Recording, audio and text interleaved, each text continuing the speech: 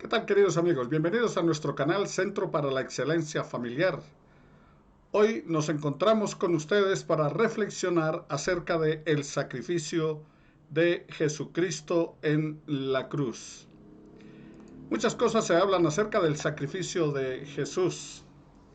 Y una de las preguntas que me hicieron en un conversatorio, en un canal de televisión, moderado por el doctor Jorge Rosso, él preguntó, ¿valió la pena el sacrificio de Jesús? Y todos los cristianos tendríamos que responder que sí, que valió la pena. Sin embargo, antes de ampliar el por qué sí valió la pena, me permito presentar para quienes no valió la pena. Pero después de clarificar qué significa sacrificio en la Biblia.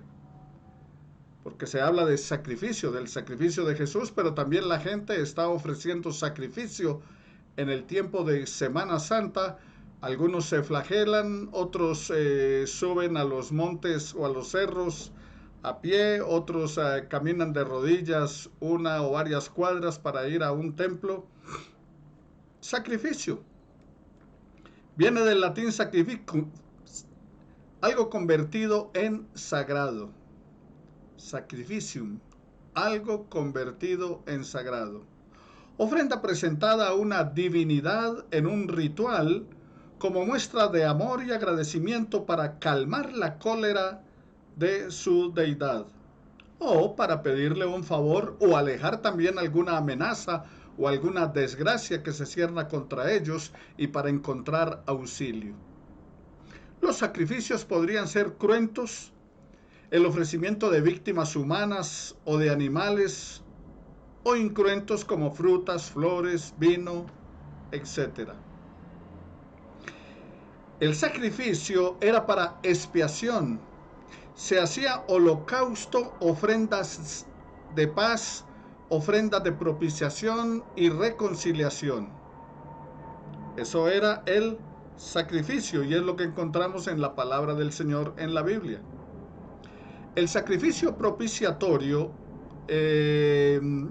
o por el pecado, que era lo más importante para la expiación de los pecados del ofrendante. O había otro sacrificio que era el por la culpa, Asam, relacionado con el sacrificio por el pecado. Cristo es identificado como víctima del sacrificio.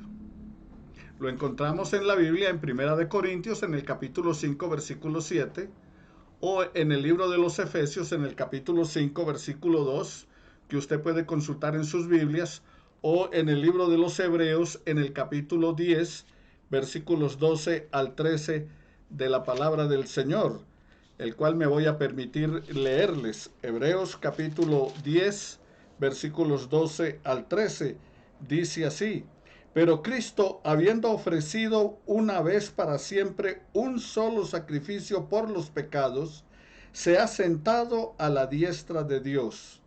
De aquí en adelante, esperando hasta que sus enemigos sean puestos por estrado de sus pies. Entonces, es bien claro lo que les estoy mencionando acerca de que el sacrificio de Jesucristo fue expiatorio por nuestros pecados.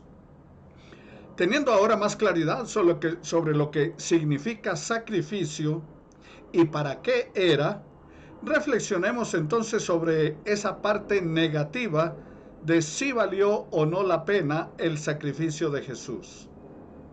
Entonces, no valió la pena, ni vale la pena el sacrificio de Jesús. ¿Sabe para quién? Para los que no creen en Él. La razón es que la palabra de Dios, la Biblia dice, el que en Él cree no es condenado, pero el que no cree en Él ya ha sido condenado porque no ha creído en el unigénito Hijo de Dios. Lo encuentra allí en Juan en el capítulo 3, versículos 17 al 19 de la palabra del Señor en el Evangelio según San Juan. Ahora, bajo esta premisa entonces, para los que no creen, no valió ni vale la pena el sacrificio de Jesús. El sacrificio de Jesús fue en vano. Es como al enfermo que le mandan la medicina y es una buena medicina, es genial la medicina, es la medicina que lo salvaría, pero el enfermo no se la toma. Entonces puede ser muy buena, pero no vale la pena que la tenga, ni le va a servir de nada. ¿Por qué? Porque no se la toma. De igual manera, mis amados amigos y oyentes, no vale la pena el sacrificio de Jesús para aquel que no cree, que no acepta el sacrificio de Jesús.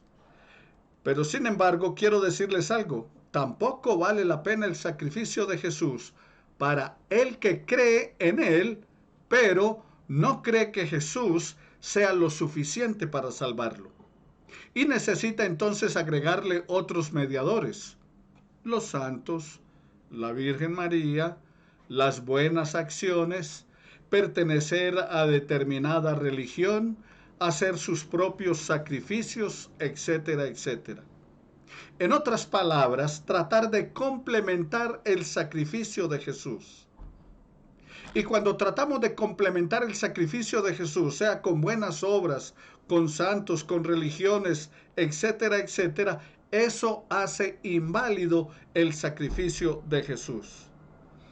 Para los que así creen, no valió la pena, ni vale la pena. ¿Por qué razón? Porque para ellos no es suficiente el sacrificio de Jesús. Ahora, entonces veamos la parte positiva. Sí valió la pena el sacrificio de Jesús. Como lo mencioné al principio, para todos aquellos que hemos creído que fue el regalo más grande del amor de Dios a nuestro favor, como dice Juan 3:16, de tal manera amó Dios al mundo que ha dado a su Hijo unigénito para que todo aquel que en él cree no se pierda, mas tenga vida eterna. Ese sacrificio valió y vale la pena hoy, porque a millones nos ha cambiado la vida. Como dice el apóstol Pablo en 2 de Corintios 5:17, de modo que si alguno está en Cristo, nueva criatura es, las cosas viejas pasaron, todas son hechas nuevas. Entonces, el sacrificio de Cristo vale la pena para aquel que le recibe, para aquel que le acepta como Señor y Salvador, porque le transformará y le cambiará su vida, porque le traerá salvación. Ampliando un poco más, no solamente el sacrificio de Jesús valió la pena, sino que era necesario.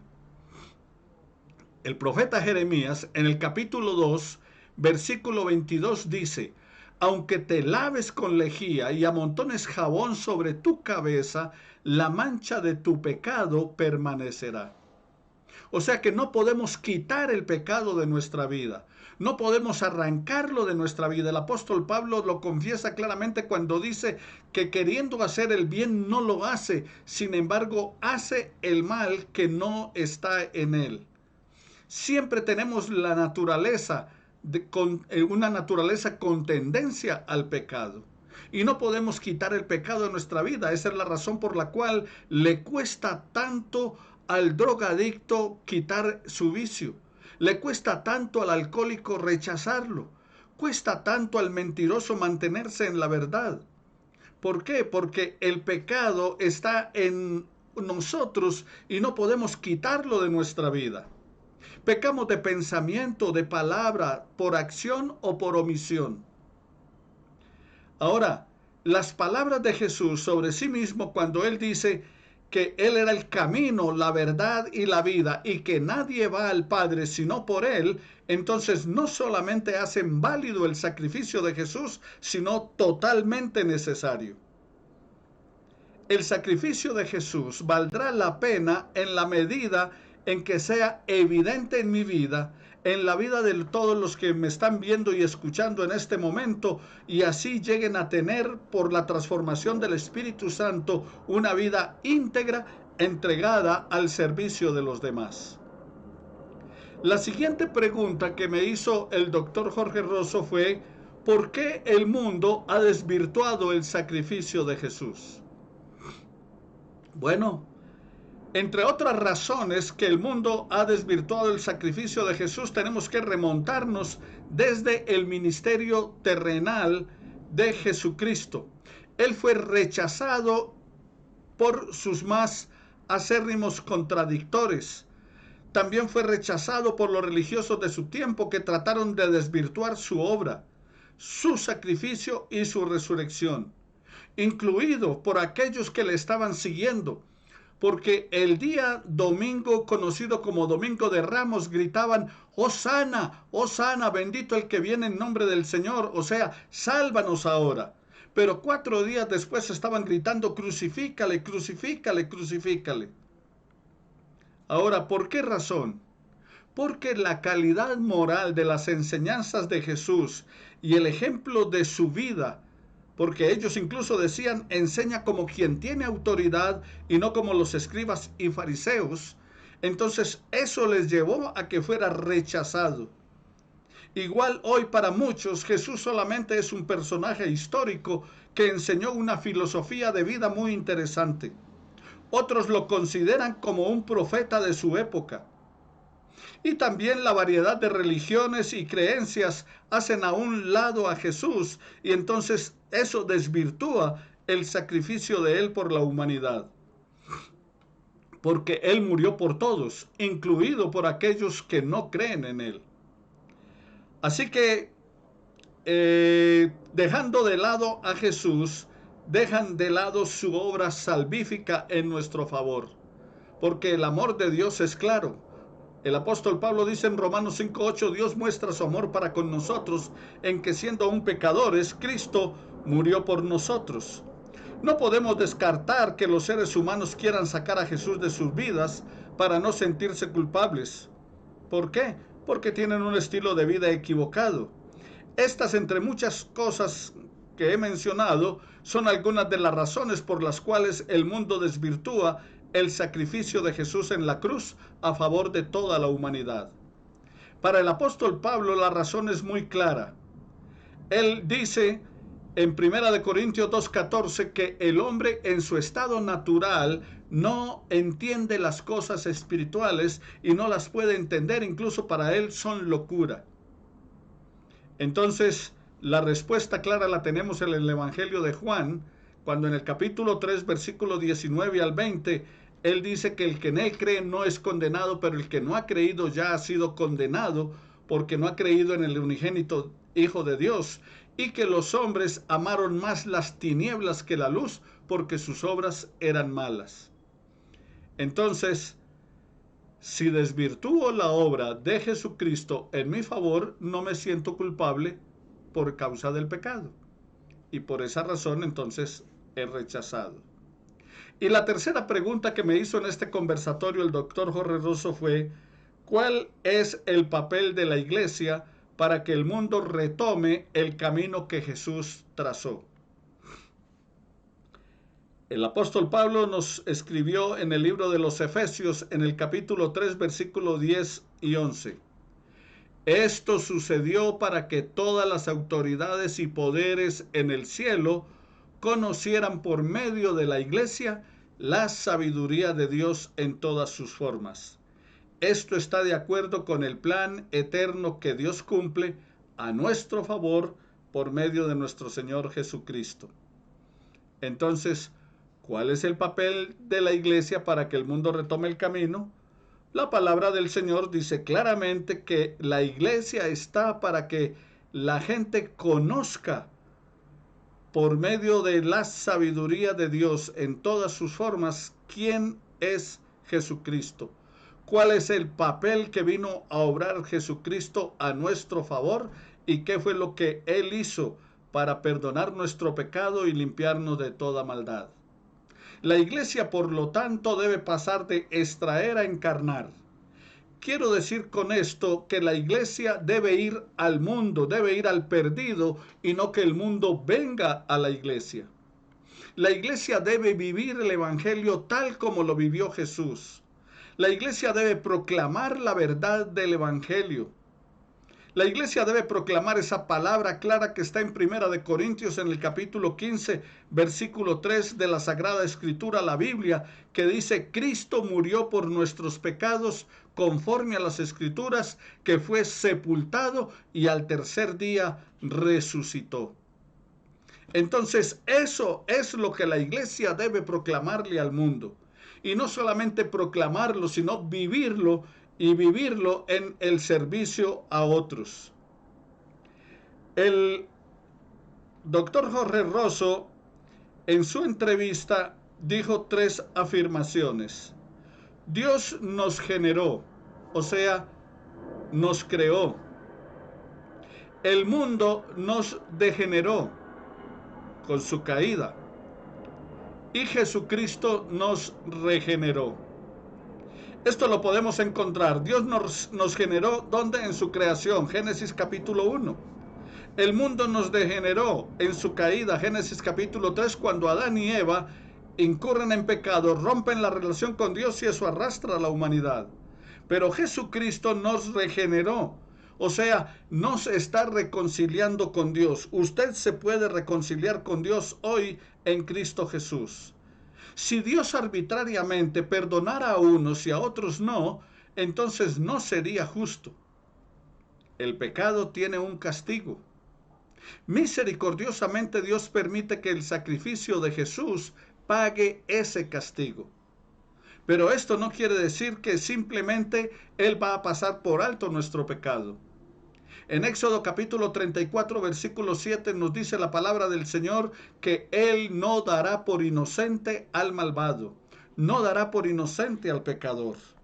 Entonces, mis amados hermanos y amigos que me están escuchando, confiese sus pecados de pensamiento, de palabra, de acción o por omisión. Arrepiéntase de la vida que está llevando fuera del orden de Dios y acepte que el sacrificio de Jesús fue por usted y es suficiente. No necesita más nada. Solo entregue su vida al Señor en fe. Sus expectativas respecto a su vida son tan grandes como su sacrificio. Dígale que sí al Señor. Dígale al Señor que tiene suficientes razones para darle gracias por tanto amor. Y en este momento haga válido el sacrificio de Jesús por usted. Un día yo lo hice. Invité a Jesús a entrar a mi vida como Señor y Salvador. ¿Y cómo voy a hacerlo? Bueno, lo primero que tiene que colocar es fe en Jesucristo. Pero voy a decirle qué es fe salvadora y qué no es. ¿Qué no es la fe salvadora? La fe salvadora no es el mero asentimiento intelectual. El creer que hay un Dios. Mucha gente dice, sí, yo creo en un ser supremo, yo creo en un ser superior, yo creo en un Dios. Lo que no creo es en los pastores, en los curas, en los líderes religiosos. El asunto, mis amados hermanos y amigos, es que el mero asentimiento intelectual, el creer que hay un Dios, no es fe salvadora. ¿Por qué? Santiago dice que aún los demonios creen y tiemblan, pero no les sirve de nada para salvación. Entonces, no es solamente creer, pero tampoco la fe salvadora es esa fe temporal. ¿Y cuál es esa fe temporal? Es esa que usted tiene donde cree a Dios por temporadas, por oleajes. Por ejemplo, en el tiempo de Semana Santa la gente se vuelca a las iglesias, hace procesiones, van a cultos, hacen ceremonias religiosas, semanas enteras buscando la iglesia. Entonces, todos están buscando de Dios por temporada. Pero pasada esa temporada, entonces ya esperan hasta diciembre, donde también van a buscar al Señor.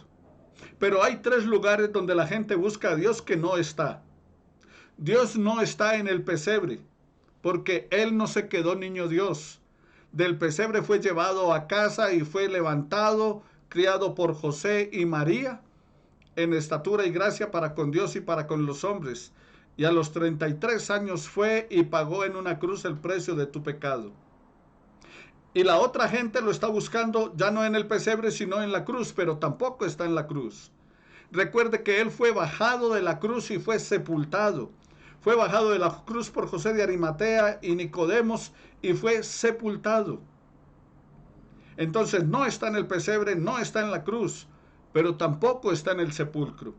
Y no está en el sepulcro, ¿sabes por qué? Porque Él resucitó y vive. Cristo vive, está vivo, Él resucitó. Y resucitó para que nosotros tuviésemos la esperanza de la vida eterna.